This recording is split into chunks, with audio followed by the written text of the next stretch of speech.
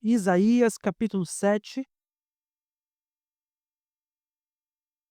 versículos de 10 a 15.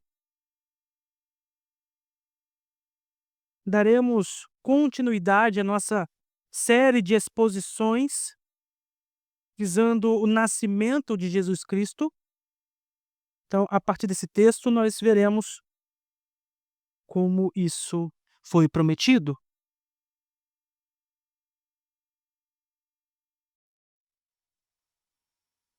Diz assim a palavra de Deus. Isaías 7, do versículo 10 ao versículo de número 15. E continuou o Senhor a falar com Acaz, dizendo: Pede ao Senhor, perdão, pede ao Senhor, teu Deus, um sinal, quer seja embaixo nas profundezas, ou em cima nas alturas. Acaz, porém, disse: Não o pedirei, nem tentarei ao Senhor.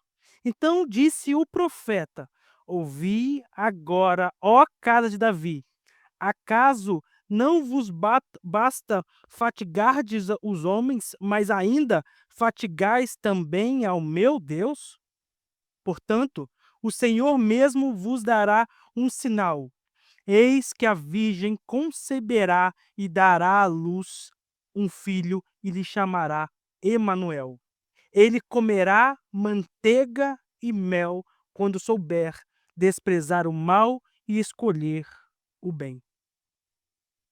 Vamos orar. Grandioso e eterno Deus, através da tua palavra, conduza-nos, Senhor, para o entendimento correto que nós devemos ter a respeito dessa promessa que é maravilhosa. Aqui foi prometido o Emanuel, o Deus conosco. Que esta promessa seja uma realidade em nosso coração. Que vivamos assim todos os dias de nossa vida. Em nome de Jesus que nós oramos. Amém.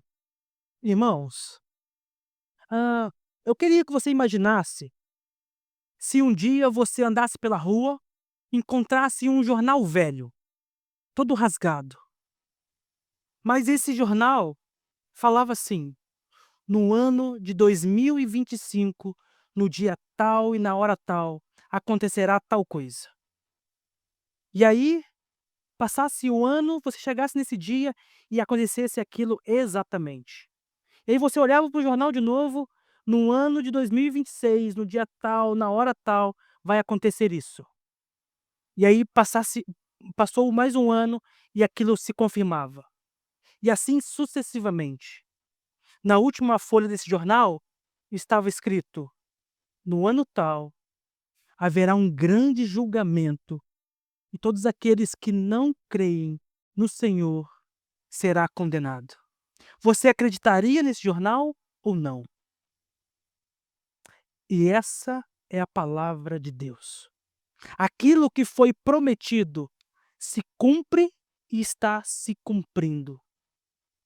O texto de Isaías aponta muito bem para essa realidade, onde é prometido um nascimento, e esse nascimento ocorre mais de 700 anos depois. Então, quando a gente olha para a Escritura, a gente não pode pensar que simplesmente é um livro, mas é um livro inspirado por Deus. Arrisco a dizer que é um livro divino e humano ao mesmo tempo. Ele foi inspirado pelo Senhor, mas houve homens como o profeta Isaías, que foi utilizado como instrumento na mão de Deus para nos dar a revelação especial. Então, este livro aponta para promessas que já foram cumpridas e promessas que ainda se cumprirão. Não tenham dúvidas, o que está o que está prometido será cumprido em sua totalidade. O texto que nós lemos, a gente precisa pensar um pouco aqui no contexto, e aqui tem um problema sério. A gente tem a divisão do Reino do Norte e o Reino do Sul, e Acais é o rei do Reino do Sul, E aí a gente tem uma guerra acontecendo, 2 países se juntando contra o Reino do Sul, contra a Síria, na verdade. Só que Acaz, ele, ao invés de usar da vontade do Senhor e escutar o que o Senhor tem a dizer, ele prefere se juntar ao inimigo, que é a Síria. Ou seja, é bem aquilo que a gente vê no cinema: o inimigo do meu inimigo é meu amigo. Só que Acais está pensando desta forma, só que há algo que o profeta Isaías e que Deus falará diretamente com ele, e é isso que nós precisamos entender. Então, inicialmente eu preciso que você imagine, há uma grande guerra chegando e o rei Acás quer, de um jeito ou de outro, solucionar esse problema com os seus próprios braços, com a sua própria força, com a sua própria inteligência.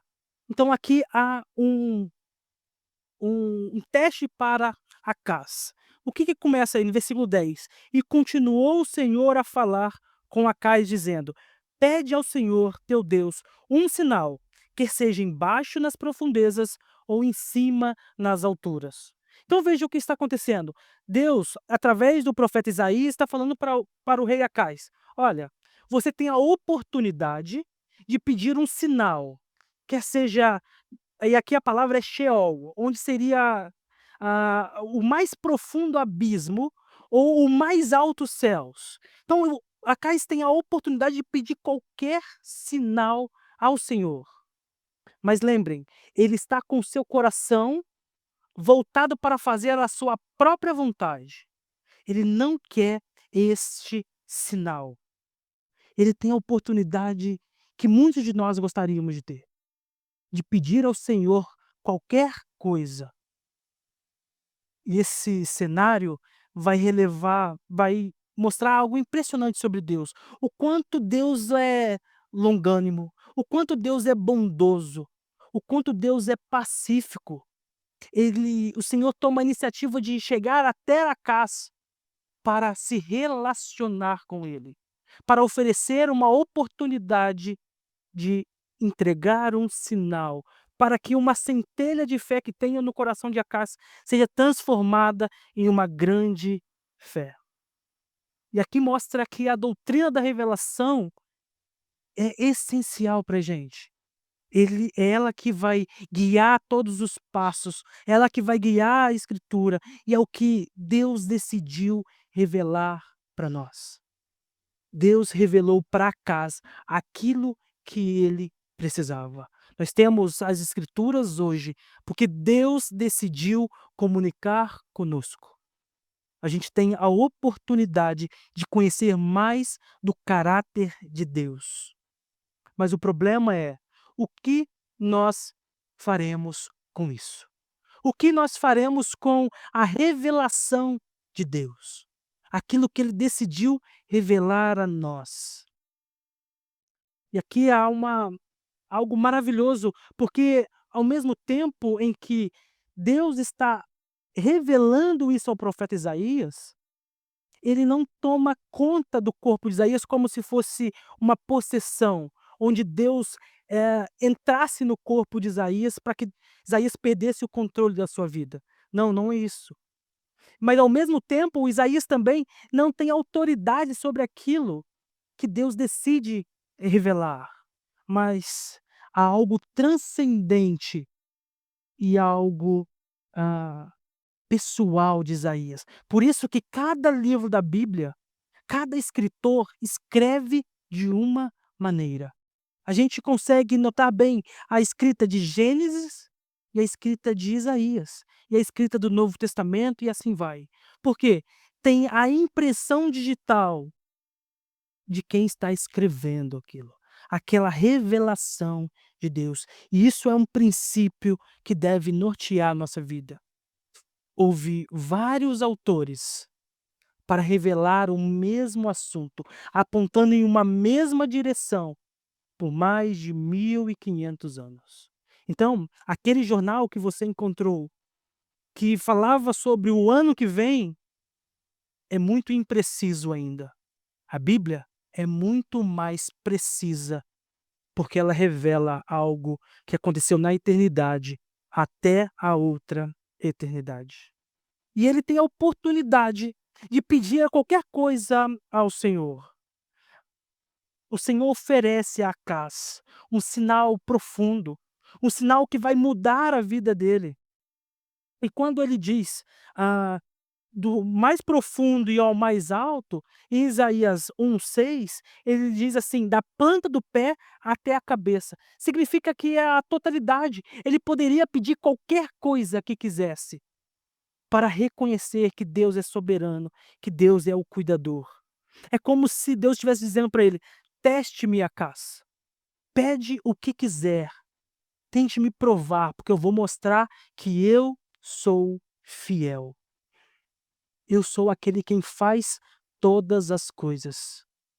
É mais impressionante ainda, essa forma de se apresentar como o teu Deus. Veja que Acais ele está incrédulo, ele não quer receber os conselhos do Senhor. Mesmo assim, o Senhor, através do profeta Isaías, diz: "Teu Deus". E muitas vezes, nós vivemos uma vida afastada de Deus, querendo viver em autonomia com o Senhor, e ainda assim, o Senhor está dizendo: "O teu Deus". A nossa incredulidade é transformada a partir da ação de Deus no nosso coração. É Ele que muda tudo, é Ele quem muda o nosso relacionamento, é Ele que transforma o nosso coração de pedra em um coração de carne, é Ele quem faz a gente viver alegre verdadeiramente, olhando para o Senhor. Mas Acás ainda não entendeu isso.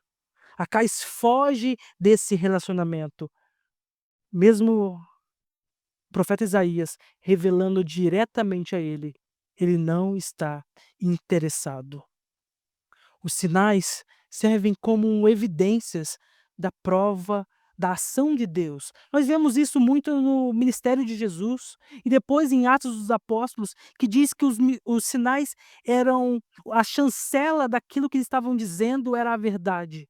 Então, ele tem a oportunidade de ver um grande sinal, mas a resposta dele no versículo 12 é: "Não o pedirei, nem tentarei ao Senhor". Acais tem a oportunidade, mas ele não quer fazer isso. Ele rejeita a ação extraordinária de Deus. Embora parece que ele está sendo muito piedoso em dizer: "Nem tentarei ao Senhor", porque ele está citando aqui Deuteronômio 6,16, que diz: "Não tentará o Senhor teu Deus em vão", mas só que são contextos diferentes. E aí, uma piedade externa de Acas para falar assim: "Ó, não, eu sou muito certinho, eu não vou fazer isso porque o Senhor não deixa fazer isso". Mas o que está interno é a incredulidade. Ele não acredita no que Deus pode fazer. Ele vive em hipocrisia com Deus. E isso tem um lembrete para nós.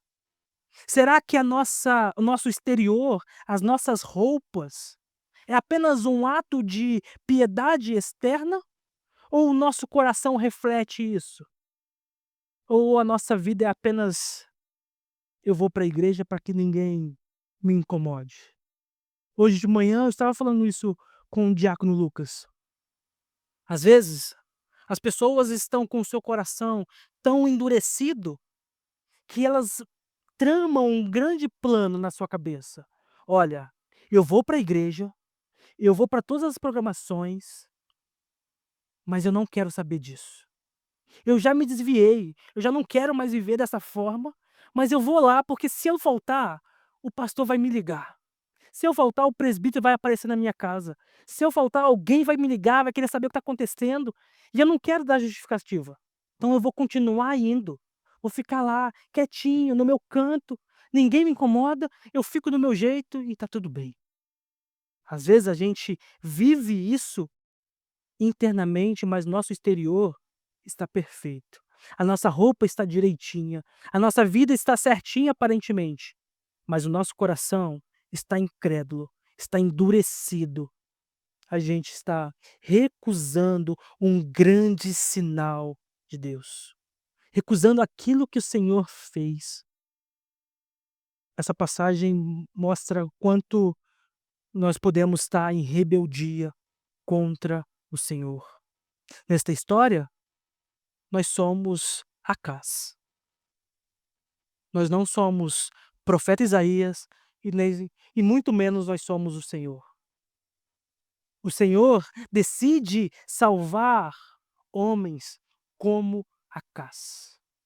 O Senhor decide salvar homens como o Jean, como Samuel, como os presbíteros.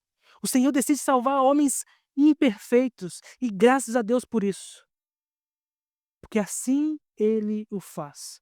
O grande herói dessa história não é Acais, não é aquela guerra, mas sim a ação de Deus para salvar os perdidos. Acás, ele distorce a escritura para parecer que ele está certo e está com a razão.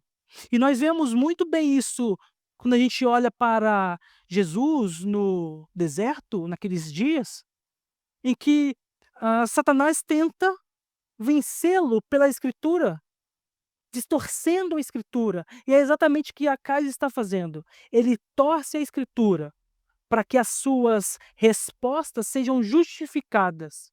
E muitas vezes nós pegamos um texto fora do contexto para justificar os nossos erros com base na escritura. A gente torce a escritura para que faça sentido aquilo que está no nosso coração. Mas a gente não tenta olhar para a escritura no seu devido lugar, no seu texto dentro do contexto, para entender do que está se tratando naquele momento. A gente gosta de torcer essa escritura para satisfazer o nosso coração, para que o nosso pecado não seja evidenciado. E aí você diz: "Não, mas a palavra diz isso, isso, isso". Mas isso não está relacionado àquilo que você está fazendo. A gente tenta cada vez mais vencer a palavra torcendo-a só para não ser confrontado pelo Espírito de Deus. Então, no versículo 13, o profeta Isaías vai dizer: "Então disse o profeta: Ouvi agora, ó casa de Davi, acaso não vos basta fatigardes os homens, mas ainda fatigais também ao meu Deus." O profeta Isaías fica irritado com a resposta de Acás. O Senhor oferece uma oportunidade de um sinal e Acás rejeita isso. Então o profeta vai responder: "Ouvi agora, ó casa de Davi." Veja que aqui aponta para algo muito importante. O Senhor prometeu a Davi, fez um pacto com Davi. E ele, Acás, está aqui agora, alheio desse pacto, não querendo obedecer ao Senhor. E é por isso que o profeta Isaías, agora, ao invés de falar pessoalmente, diretamente para Acás, ele diz para toda a congregação: a casa de Davi. A casa de Davi agora sofre por causa de um mau rei. Acaso não vos basta fatigardes os homens? Então os homens estavam cansados espiritualmente, estavam cansados fisicamente por causa de um rei mau, um rei que não obedece ao Senhor, um rei que não satisfaz a vontade de Deus. E ele vai dizer a mesma coisa: "Mas ainda fatigais também ao meu Deus." O Senhor não se cansa. O Senhor, em momento algum, fica cansado, fica fadigado. Mas aqui é uma ideia para a gente compreender o quanto Acais estava rejeitando a palavra de Deus.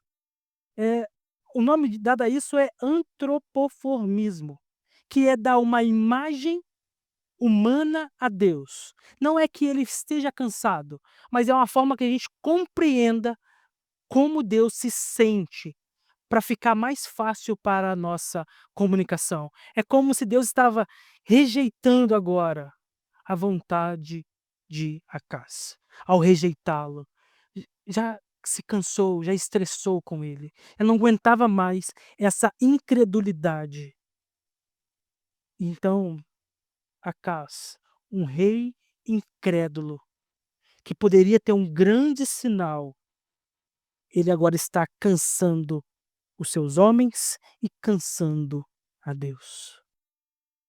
Somos lembrados que o Senhor é muito longânimo, é muito bondoso, ele é paciente, mas nós não devemos abusar dessa paciência. Nós não devemos abusar da vontade do Senhor sobre a nossa vida. Devemos obedecê-lo constantemente. A incredulidade não pode persistir no nosso coração, assim como persistiu no coração de Acás. Somos chamados a responder com obediência, com confiança na palavra divina. Nós não podemos viver desta maneira. E agora, no versículo 14, vem um grande sinal, o sinal do Emanuel. Portanto, o Senhor mesmo vos dará um sinal: eis que a virgem conceberá e dará à luz a um filho e lhe chamará Emanuel. Então, veja, o Senhor fala para Acás, pede um sinal. Acás rejeita isso. E mesmo assim, o Senhor decide: eu vou enviar um grande sinal. Nascerá o Emanuel. E aqui eu preciso que você, ah, se atente para essa figura que o reverendo Augustus me ensinou há bastante tempo, que ele diz assim: toda vez que a gente olha para uma profecia, essa profecia pode se cumprir em várias etapas. Imagine você, andando numa estrada longa e lá distante você vê um monte, um morro. E você vai andando, andando, andando, daqui a pouco você começa a perceber que não é apenas um monte, mas tem um outro atrás. E você anda, anda, anda, daqui a pouco você percebe que tem outro monte atrás. Então, quando você chega mais próximo, você identifica: olha, tem 3 montes. Lá atrás, eu imaginava que era um só. E essa analogia que o reverendo Augusto vai usar para explicar esse texto, mostrando que esse nascimento não é simplesmente em Jesus Cristo, mas ele acontece naquele contexto, naquela época. E provavelmente, aqui há algumas discussões, provavelmente esse filho que nasce é um filho do profeta Isaías. Então, aqui há um nascimento naquele tempo apontando para o grande Emanuel. Aqui vai nascer um Emanuel, que quer dizer Deus conosco. E esse filho que vai nascer aqui, ele vai apontar para o grande filho que nascerá lá na frente. Então veja, não é apenas um morro, são vários morros, e esse cumprimento será mais precisamente em Cristo Jesus. Mas você pode me perguntar, então nasceu também de uma virgem? Porque o texto diz virgem. Só que ao aprofundar no texto, a palavra aqui para virgem não é necessariamente uma mulher virgem, mas é uma mulher em tempo de casar, preparada para casar, pronta para casar, que pode ainda ser virgem, porque ainda não engravidou, mas necessariamente não é uma virgem conceberá, igual a gente vai ver, e sim uma mulher jovem que está no seu auge para o casamento. Então essa jovem conceberá e dará à luz a um filho, e ele lhe chamará Emanuel. Então toda vez que o rei Acás olhasse para essa criança, ele ia lembrar daquilo que Deus havia prometido. Deus está conosco. Deus está no seu arraial. Lembrem-se que aqui, o pacto que o Senhor fez com Davi, que se prolonga por toda a dinastia. Então o Senhor está preservando o pacto feito com Davi, mesmo com um rei que não obedece ao Senhor, mesmo com um rei que é incrédulo com o Senhor. Então a preservação de Deus acontece no seu povo, mesmo em meio a problemas desse tipo. O Senhor preserva a minha e a sua vida, mesmo em meio às dúvidas e às dificuldades. Não há incredulidade que o Senhor não trabalhe. Em Mateus 1, 22 e 23, cita Isaías 7,14 como um cumprimento da concepção virginal de Jesus Cristo. Agora, o Emanuel, o grande Emanuel, o Emanuel verdadeiro, nascerá de uma virgem. Por isso que a palavra virgem está lá em Isaías, apontando diretamente para Jesus Cristo. Então a profecia aconteceu naquele tempo e 700 anos depois aconteceu novamente em Jesus Cristo. Deus não está apenas com o seu povo de um sentido figurado, de longe, mas ele habitou entre nós. E o Verbo se fez carne e habitou entre nós, cheio de graça e de verdade, e vimos a sua glória, glória como do unigênito do Pai. Jesus Cristo tabernaculou, habitou entre nós. Deus está conosco. Deus está presente. Isaías 8, 9 a 10 reafirma que nenhum plano humano ou aliança poderia prevalecer contra Judá, pois Deus estava com ele. Esse nome traz uma mensagem poderosa da proteção divina. Quando a gente olha para a carta de Romanos, se Deus é por nós, quem será contra nós? Deus está presente na tua vida. Deus está presente na sua caminhada todo o tempo. O Deus conosco, o Jesus Cristo, veio a este mundo para morrer por nós. Acás era um rei maligno, um rei que não acreditava no Senhor. Agora, nós temos o Rei dos Reis, o Senhor dos Senhores, o Rei perfeito em sua excelência, o Rei que governa justamente, um Rei que tem um cetro de ferro que governará tudo.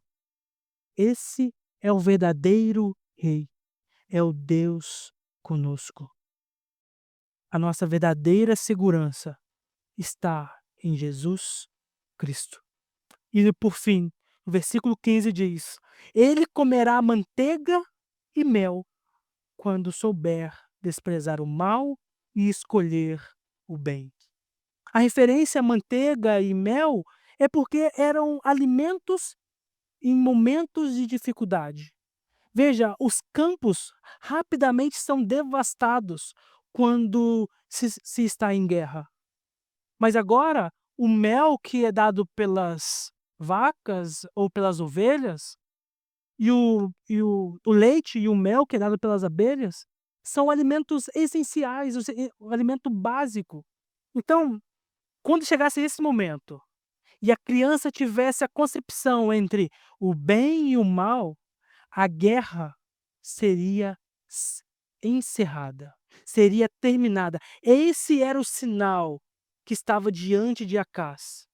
O menino chamará Emanuel, e quando ele crescer a uma certa idade, que ele conseguir diferenciar entre o bem e o mal, a guerra terá o seu fim. E veja como isso reflete muito bem em Jesus Cristo, que Jesus Cristo comeu aquilo que era simples. Ele não tinha onde morar, ele não tinha onde reclinar a cabeça, parecido com aquilo que João Batista comia. Então, aquilo que é de mais simples, o Senhor faz com que o seu filho, o Deus conosco, coma. para desfrutar da mesma coisa que o seu povo desfruta desta terra. Então aquele que é criador de todas as coisas, agora está comendo somente o que é essencial para a sobrevivência. Esse texto deve ecoar em nosso coração, em que um menino vai nascer. Um menino será o Deus conosco. Um menino que vencerá todo o mal. Um menino que vai morrer em nosso lugar. Um menino que vai derramar o seu sangue por causa dos nossos pecados. E toda vez que a gente olha para isso deve mover o nosso coração em dois sentimentos. Um, em reconhecer o que ele fez por nós. E outro, em fazer aquilo que ele ordenou. Isaías 7 nos apresenta o Emanuel, o Deus conosco, um sinal de que Deus está próximo de nós. Reconheça o vazio das soluções humanas. Você pode achar que é muito inteligente. Você pode achar que é muito forte. Você pode achar que é capaz de fazer todas as coisas. Você pode achar que por conta do seu intelecto você vai vencer qualquer prova. Mas na verdade, rapidamente nós perdemos e desanimamos. Rapidamente nós não conseguimos solucionar. Somente com a intervenção divina que esses problemas pode ser solucionado. Deus se revela a você hoje, mesmo na sua incredulidade. Deus está se revelando a você para que você aceite o sinal que foi dado. Aceite o Emanuel. O Emanuel é a grande prova do amor. O Emanuel é a grande prova que você precisa para abandonar a sua vida de pecado. O Emanuel é aquele que vai resolver todos os nossos problemas referentes a Deus. Nós estávamos em guerra contra Deus. Agora essa guerra foi satisfeita. E por isso, responda ao chamado do Emanuel. Arrependa-se do seu pecado. Não rejeite a Deus como Acais fez. Confie na suficiência de Deus. Confie que Ele é soberano e Ele é poderoso para fazer tudo melhor do que nós. Lembre-se que Deus caminha constantemente ao nosso lado. Emanuel é o Deus conosco. Evite uma hipocrisia religiosa. O seu coração deve estar cheio da presença de Deus, cheio do Emanuel, e seu exterior deve refletir essa presença. Por fim, viva na esperança que o nosso Redentor voltará.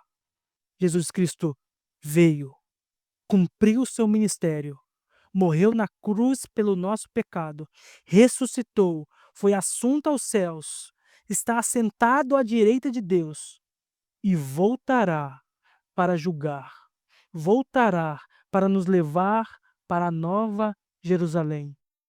Não perca tempo. Esse é o tempo de reconhecer o sinal de Deus, o sinal de Emanuel.